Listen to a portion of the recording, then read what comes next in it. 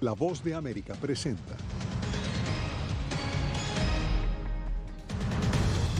Presidente Biden llega a Riad para reparar la relación con Arabia Saudita tras el asesinato del periodista Jamal Khashoggi. El plan de Naciones Unidas para contener la violencia de pandillas en Haití. Desaparecen mensajes relacionados al asalto al Capitolio. Servicio secreto asegura que no interrumpe a la investigación. Y en México, familias de migrantes fallecidas en la tragedia del camión en San Antonio reciben los restos de sus seres queridos.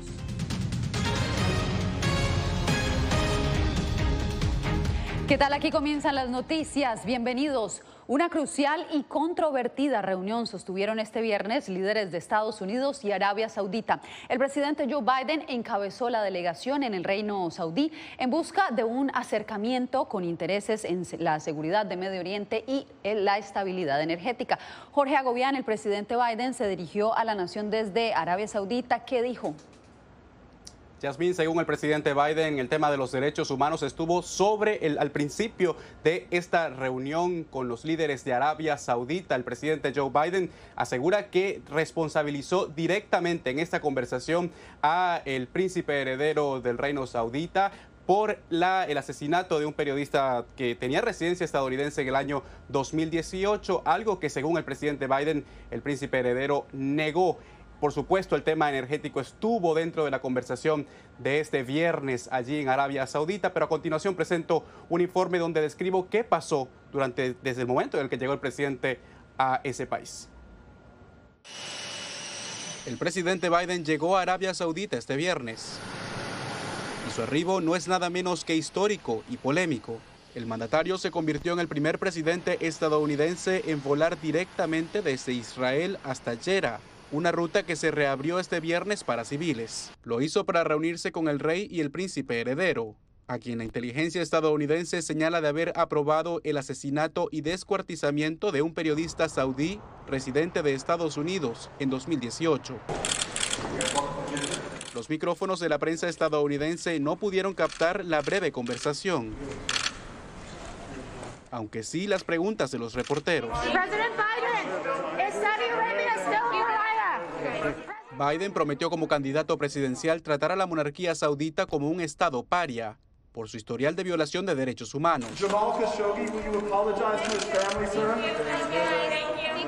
Pero la crisis energética causada por la guerra entre Rusia y Ucrania y la amenaza iraní en el Medio Oriente parecieran haber acortado esa distancia. Tras 3 horas de reunión, el presidente Biden ofreció un balance.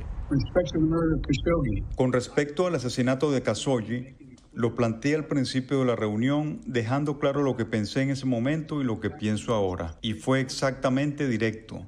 Y dejé mi punto de vista claro. Dije muy directamente que si un presidente estadounidense guarda silencio sobre cuestiones de derechos humanos, es inconsistente con quiénes somos y quién soy yo. Activistas por los derechos humanos mantienen bajo escrutinio el acercamiento. Creo que este reinicio diplomático envía el mensaje de que, ya sabes, los abusos de los derechos humanos pueden pasarse por alto. En las condiciones actuales, ya sabes, los valores que el presidente de Estados Unidos afirma defender está dispuesto a sacrificarlos si hay otros intereses que considere más importantes. Tras el encuentro, Arabia Saudita, uno de los mayores productores de petróleo del mundo, se comprometió a apoyar el equilibrio del mercado global, informó la Casa Blanca. Y eso comenzará en breve. Estoy haciendo todo lo que puedo para aumentar la oferta para los Estados Unidos de América, lo que espero que suceda. La visita del presidente Biden a Arabia Saudita, por supuesto, también fue motivo de críticas por parte de legisladores republicanos aquí en el Capitolio estadounidense. Yasmín. Jorge, te agradezco. Y en más noticias, la crisis política, social y de seguridad que enfrenta Haití fue centro de debate este viernes en Naciones Unidas. El secretario general Antonio Guterres propuso renovar la misión que la ONU mantiene en la nación caribeña. El Consejo de Seguridad de las Naciones Unidas espera extender la misión política de la ONU en Haití hasta el 15 de julio de 2023. Sin embargo, existe gran preocupación frente a los serios retos de seguridad en el país. Creo que es hora de que el Consejo sea más proactivo, ayudando al pueblo y al gobierno de Haití, porque la situación es realmente crítica. Las instituciones no funcionan. La violencia está escalando a un grado muy alarmante y creo que es la hora de actuar inteligente y efectivamente. México y Estados Unidos están a cargo de la resolución, pero China, que ha desarrollado proyectos de infraestructura en Haití y sigue buscando que esta nación caribeña deje de reconocer a Taiwán, insistió en incluir una prohibición de armas pequeñas en el documento. Exhorta a los Estados miembros a prohibir la transferencia de armas pequeñas y municiones a individuos que participen o apoyen la violencia de pandillas, actividades delictivas o en violaciones de los derechos humanos en Haití. También se debe impedir el tráfico ilícito de armas. El gigante asiático, que también ha mostrado interés en la explotación de oro en Haití, impulsó la inclusión de sanciones para las pandillas y sus miembros. Exige el cese inmediato de la violencia de las pandillas y las actividades delictivas y en este sentido expresa disposición a tomar las medidas apropiadas según sea necesario, que pueden incluir el congelamiento de activos o medidas de prohibición de viaje contra quienes participan o apoyan la violencia de pandillas, actividades delictivas o violaciones contra los derechos humanos o que de otra manera socaven la paz, la estabilidad y la seguridad de Haití y la región dentro de los 90 días a partir de la adopción de esta resolución. Y precisamente Celia Mendoza nos acompaña desde la sede de Naciones Unidas. Celia, ¿qué otras medidas sopesa la ONU en Haití? Naciones Unidas está tratando de ver cómo ellos podrían manejar el tema de la violencia y cómo podrían lograr establecer un camino para proveer no solamente seguridad, pero también alimentos y medicinas. Esto debido a lo que durante esta semana se trató dentro del Consejo de Seguridad. También estarían buscando la forma de que se lleven a cabo elecciones lo antes posible, a pesar de que el secretario general en su último reporte indicó que esto sería poco probable durante este año. Durante esta sesión y la resolución que se está analizando hablaría específicamente de que esto sucediera cuando se den las condiciones y el próximo 17 de octubre estarían entregando un reporte adicional para evaluar la situación y ver si es necesario extender la presencia de Naciones Unidas, que ya tiene la misión política. Este reporte viene en el marco de la investigación que adelanta el panel legislativo sobre el asalto al Capitolio del 6 de enero del 2021. Se conoció que desaparecieron mensajes de texto enviados y recibidos por agentes del servicio secreto antes y durante del ataque. Jacopo Luzzi, ¿qué más se sabe sobre estos mensajes? Yasmín, el inspector general del Departamento de Seguridad Nacional, agencia matriz del Servicio Secreto, de hecho, informó que muchos mensajes de los agentes fueron borrados como parte de un programa de reemplazo de dispositivos, pero fueron descartados incluso después de que el inspector general los solicitó como parte de su investigación sobre los eventos del 6 de enero de 2021. Esta revelación ahora genera preocupación entre los legisladores que investigan el asedio al Capitolio, quienes ya se reunieron este viernes con el inspector general. Mensajes de texto del 5 y 6 de enero de agentes del servicio secreto que protegían al presidente Donald Trump ya no existen, reportó el inspector general. Mensajes que ahora generan dudas en Washington y alarman al comité que investiga el asedio del Capitolio en 2021. Su presidente, el demócrata Benny Thompson, recibió la notificación. Es preocupante. Es importante para nosotros obtener tanta información sobre cómo ocurrió esta discrepancia. En un comunicado, el servicio secreto dijo que la eliminación de los mensajes estaba prevista antes de recibir la notificación del inspector general para preservarlos y negó haberlos eliminado maliciosamente. El servicio secreto agregó que ningún mensaje bajo investigación fue eliminado y que coopera con la oficina del inspector general. En enero de 2021, antes de que la oficina abriera cualquier inspección sobre este tema, el servicio secreto comenzó a restablecer sus teléfonos móviles a la configuración de fábrica como parte de una migración del sistema de 3 meses planificada previamente. En este proceso se perdieron los datos residentes en algunos teléfonos. La noticia llega cuando el comité del 6 de enero investiga un incidente que involucra al expresidente Donald Trump y agentes del servicio secreto que viajaban junto a él a bordo de una camioneta blindada poco después de que terminara su discurso en la elipse el 6 de enero. Cassidy Hutchinson, ex asesora de la Casa Blanca, testificó ante el panel que un alto funcionario del servicio secreto le dijo que Trump se había enfurecido cuando su equipo de seguridad se negó a llevarlo al Capitolio, por lo que intentó agarrar el volante y agredir a un agente. Los funcionarios del servicio secreto cuestionaron aspectos de la versión de Hutchinson, pero dijeron también que los agentes dentro de la camioneta estarían preparados para testificar nuevamente ante el comité y confirmar, Yasmín, otro elemento del testimonio de Hutchinson, que Trump exigió que sus agentes lo llevaran al Capitolio, incluso después que le dijeron que era demasiado peligroso ir al Congreso.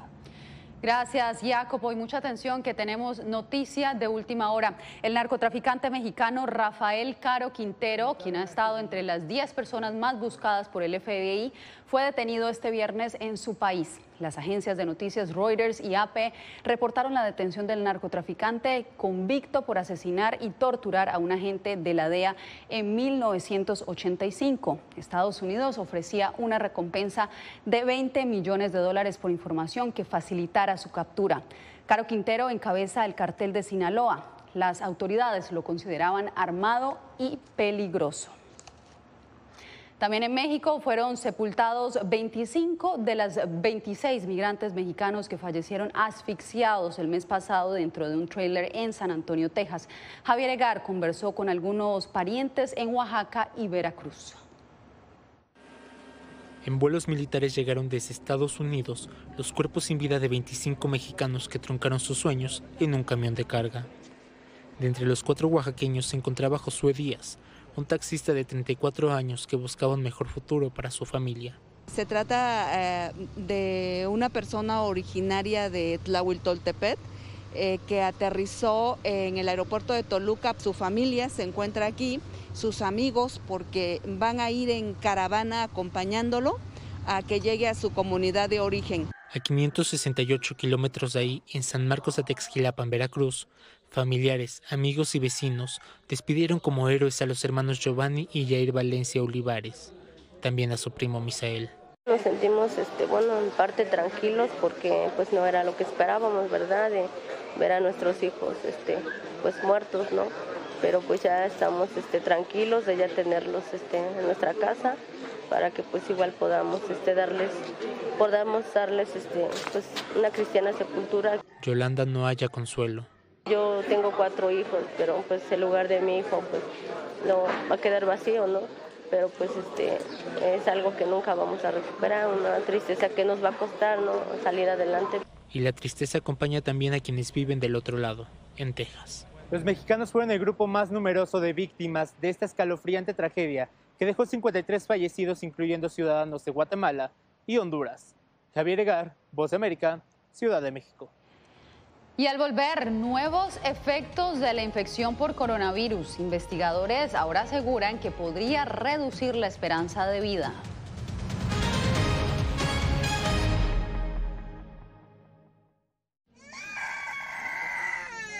They are scared. Some of them lost their houses during the bombardments. Si quieres conocer más de estas historias, conéctate en Boa Plus con Alas que Ayudan y viaja con la Voz de América en el avión que un piloto argentino puso a disposición de más de 1000 ucranianos, con niños, mujeres y personas con enfermedades que escaparon de su país, que huyeron de la guerra en busca de refugio hasta que lograron reparar sus alas rotas.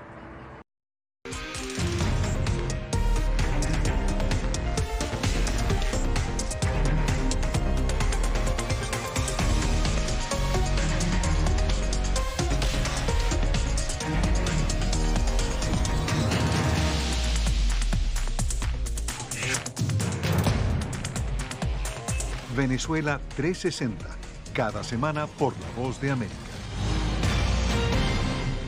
¿Qué tal? Desde Washington comienzan las noticias en El Mundo al Día. Día a día, desde la capital de Estados Unidos y donde se producen las noticias que más te impactan. El objetivo es llegar al otro lado de la frontera para pedir asilo. La Voz de América te conecta con El Mundo al Día, los hechos más allá de la noticia, para que tomes decisiones bien informadas, en el lenguaje que quieres, donde quieras y como prefieras. Conéctate con El Mundo al Día. Actualidad. Vamos a ver otra cepa nueva y otra cepa nueva. Análisis. En realidad, mucha de esta gente va a quedar parada de nuevo y va a ser una tragedia humana. Debate. Dejen la obsesión. La obsesión la tienen ustedes. Con la información más allá de los titulares. El tema energético es algo que se está analizando. La inflación es un problema global. 30 y 50 metros están ya las tropas. Su respuesta, doctor. Todas las semanas por La Voz de América.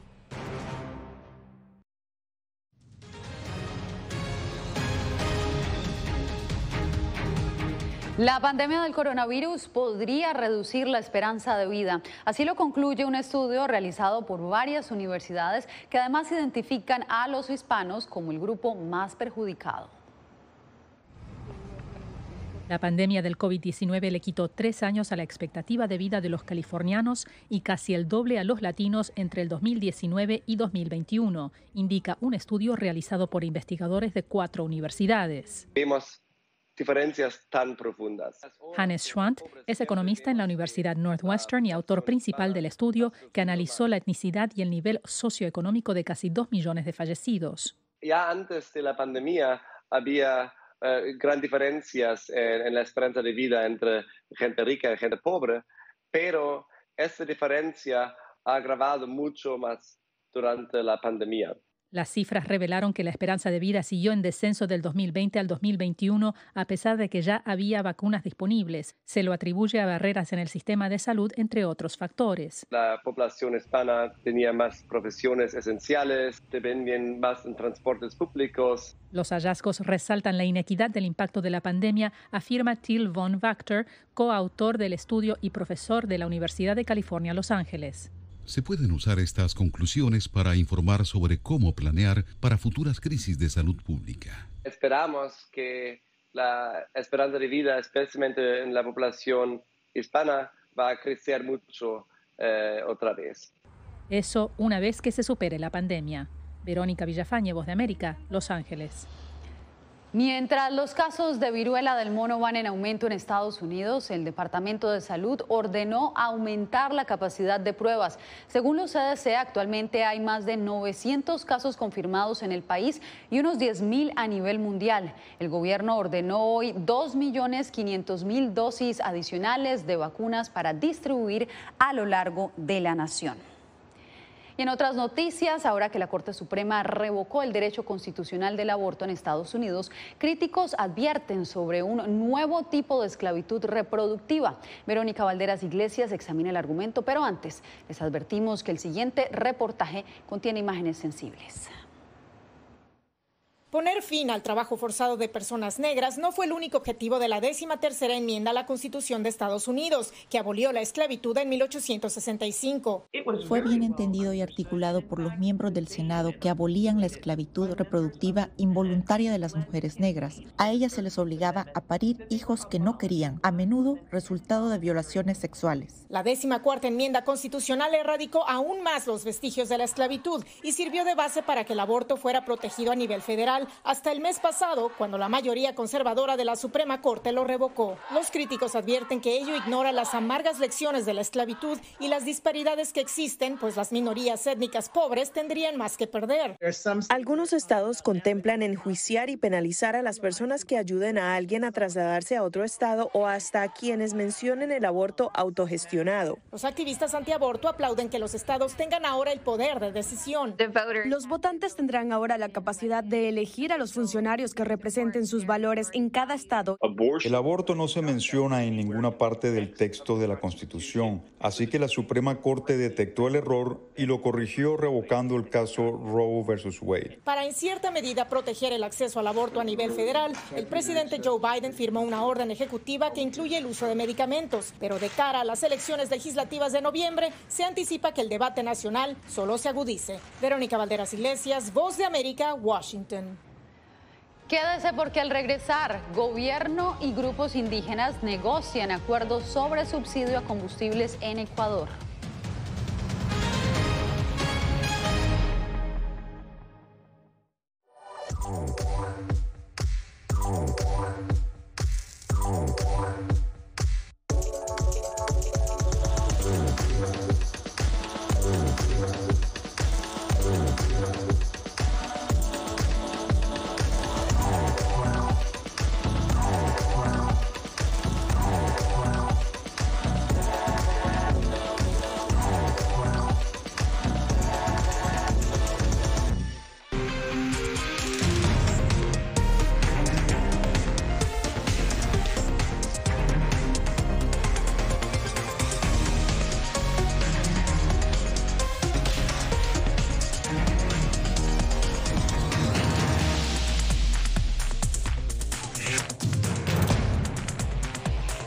Venezuela 360, cada semana por La Voz de América.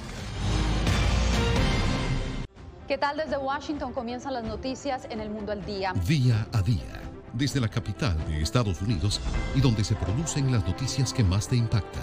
El objetivo es llegar al otro lado de la frontera para pedir asilo. La Voz de América te conecta con El Mundo al Día. Los hechos más allá de la noticia.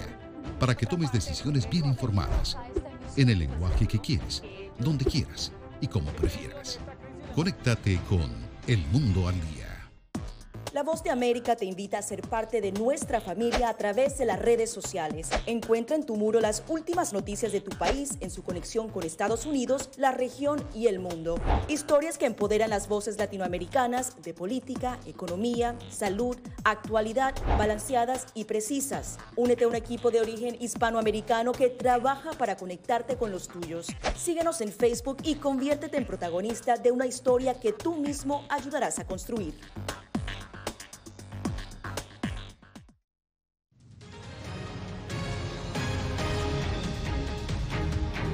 El gobierno de Ecuador y los movimientos indígenas buscan un punto de encuentro sobre el subsidio a los combustibles.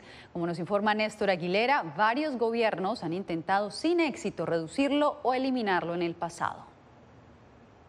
Finaliza la primera semana de diálogos entre el gobierno de Guillermo Lasso y los movimientos indígenas tras el paro nacional de 18 días. Una de las metas es alcanzar acuerdos sobre los subsidios a los combustibles. Es un tema que afecta o beneficia, como se lo quiera ver, a todos los ecuatorianos. Darío Herrera es uno de los ministros que lidera las conversaciones. Reconoce que no es un tema sencillo y que se le debe dar solución mediante consensos. Los subsidios a los combustibles representan un egreso anual cercano a $3.000 millones al Estado ecuatoriano. Según el gobierno, entre enero y mayo pasados destinó 1.700 millones para ese rubro. Lo que sí debemos nosotros estar conscientes es de que la focalización, y esa palabra específica, tiene que ver con la optimización de estos subsidios a las personas que más necesitan. El tema adquiere mayor relevancia luego de que el gobierno aceptara reducir los precios de los combustibles como una de las condiciones para poner fin al paro. Sin embargo, eso generó un mayor egreso para la alicaída economía del Estado ecuatoriano. Desde que empezaron los subsidios hace 50 años, hemos destinado más de $60.000 millones a alimentar vehículos. Al 20% más rico de la población se lleva la mitad del subsidio de los combustibles. Durante cerca de medio siglo, uno de los principales temas de debate ha sido la eliminación o la focalización de los subsidios a los combustibles. Sin embargo, ningún gobierno lo ha logrado. La pregunta que muchos se hacen es si el de Guillermo Lasso logrará un mecanismo que beneficie a quienes realmente lo necesitan. Néstor Aguilera, Voz de América, Quito. La pérdida de glaciares en Sudamérica y su impacto en el medio ambiente tienen en alerta a investigadores y científicos que advierten sobre la urgencia de pensar en el futuro del planeta. A través de imágenes satelitales traducidas a mapas, investigadores de varias organizaciones obtuvieron información valiosa sobre la preocupante reducción de los glaciares en Sudamérica. Los países andinos, por ejemplo, ¿no? Como ser Bolivia, Perú, Ecuador, Colombia, que se encuentran en la región tropical, han perdido más del 40% del área que tenían hace menos de 30 años. Para entender el impacto del fenómeno, Olga Borja, analista de sensores remotos de la Fundación Ecociencia y Map Biomas de Ecuador, realiza esta comparación. Están reduciendo a un ritmo de aproximadamente unos 28 kilómetros cuadrados por año. Eso es el equivalente a 2 aeropuertos, por ejemplo, de la ciudad de Quito. Según explican los expertos, la función de los glaciares es crucial para amortiguar las alzas de temperatura del planeta y garantizar la disponibilidad de agua de las poblaciones. Pero también del agua de su deshielo se alimentan muchas de las cuencas donde se encuentran justamente las zonas productivas de alimentos. Y aunque el panorama parezca irreversible, hay acciones que se pueden asumir, como asegura el investigador Pablo Fuchs. Hay bastante resistencia de parte de algunos gobiernos, pero es una acción urgente. Según la investigación, Bolivia perdió el 42,6%, Perú el 41% y Ecuador el 36% de glaciares andinos tropicales en su extensión. Fabiola Chambi, Voz de América, Bolivia. Marcamos una pausa, pero usted no se mueva. Volvemos con más noticias aquí en El Mundo al Día. They are scared. Some of them lost their houses during bombardments. Si quieres conocer más de estas historias, conéctate en Boa Plus con Alas que Ayudan y viaja con La Voz de América en el avión que un piloto argentino puso a disposición de más de 1000 ucranianos, con niños, mujeres y personas con enfermedades que escaparon de su país, que huyeron de la guerra en busca de refugio hasta que lograron reparar sus alas rotas.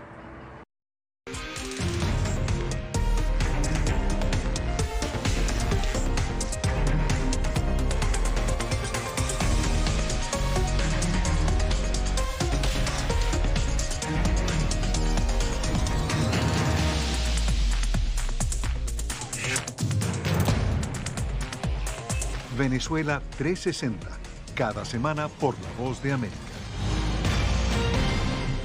¿Qué tal? Desde Washington comienzan las noticias en El Mundo al Día. Día a día, desde la capital de Estados Unidos y donde se producen las noticias que más te impactan. El objetivo es llegar al otro lado de la frontera para pedir asilo. La Voz de América te conecta con El Mundo al Día. Los hechos más allá de la noticia. Para que tomes decisiones bien informadas. En el lenguaje que quieres, donde quieras y como prefieras. Conéctate con El Mundo al Día. Actualidad. Nos vamos a ver otra cepa nueva y otra cepa nueva. Análisis. En realidad, mucha de esta gente va a quedar parada de nuevo y va a ser una tragedia humana. Debate. Dejen la obsesión la tienen ustedes. Con la información más allá de los titulares. El tema energético es algo que se está analizando. La inflación es un problema global. 30 y 50 metros están ya las tropas. Su respuesta, doctor. Todas las semanas por La Voz de América.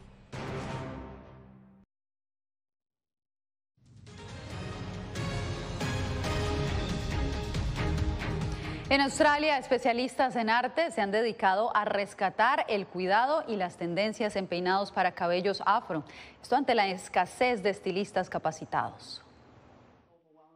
El peinado de una cabellera afro es objeto de estudio en Australia. En el Instituto Nacional de Arte Dramático de Sydney se intenta rescatar este estilo de cuidado para preparar a personas especializadas en un oficio que muchas veces, al menos en ese continente, es poco valorado. Desafortunadamente, el cabello rizado se ha asociado con la discriminación. He conocido a tantas personas a quienes los han insultado por su cabello. La atención hacia el arreglo de cabelleras con textura crespo también se debe a la escasez de profesionales estilistas en Australia dedicados a esta apariencia en el peinado. Hay escasez de personas o peluqueros que se especialicen en cabello rizado. Eso es solo un estándar, ya sea en un salón regular o en la industria del entretenimiento. Así lo confirma la modelo Basilla Allman, quien aprendió al principio de su carrera que la mayoría de los estilistas en las sesiones de fotos no sabrían cómo peinarla. Me di cuenta de que la mayoría de las veces era mejor para mí venir con el cabello preparado, porque cuando alguien había tratado de peinarme previamente, nunca parecía que estuviera bien hecho. Tutores del Instituto Nacional de Arte Dramático de Sydney consideran necesario incluir en el currículo de estudios para aprendizaje de peinado y maquillaje la especialización de cabello afro. Como estilista, debes poder trabajar con todos los diferentes tipos de colores de piel y texturas de cabello. José Pernalete, Voz de América. Cerramos con el Río de los 7 Colores en Colombia, una maravilla natural que reabrió sus senderos ecológicos para recibir a los turistas. Caño Cristales estuvo cerrado desde finales de noviembre pasado durante la temporada de sequía, cuando la planta acuática de colores queda expuesta. Pero hoy, los vibrantes colores de sus piscinas naturales, que es uno de los principales atractivos de esta región, vuelven a encantar. Caño Cristales está ubicado en La Macarena, en el departamento del Meta, una zona que fue controlada por grupos guerrilleros y hoy busca convertirse en un destino turístico más amplio. De esta manera nos despedimos por hoy. Gracias por informarse en El Mundo al Día. Les informó Yasmín López.